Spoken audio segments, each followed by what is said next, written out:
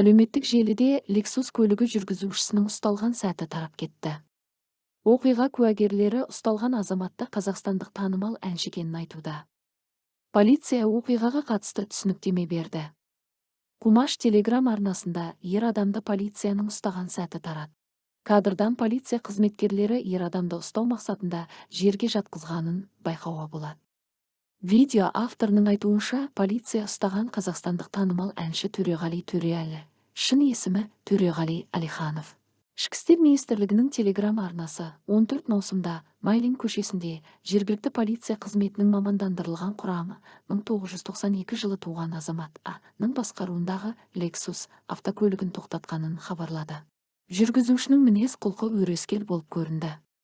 Ол агрессивті болды, полицияның заңды талаптарына бағынбады, тұрақта тұрған Chevrolet көлігіне зақым келтіріп, ұсталған орнынан қашып кетпек болды. Құқық бұзушының жолы бұғатталды. Патрульдік полиция қызметкерлері оны ұстап, медициналық тексеруге алып барды. Сараптама нәтижесінде А есімді азаматтың есірткіге мас екендігі белгілі болды. Көлік мамандандырылған айыппұл тұрағына қойылды. Өндіріс материалдары шешім шығару үшін сотқа жіберілетін болады деп мәлімдеді Ішкі істер министрлігінің Телеграм арнасы.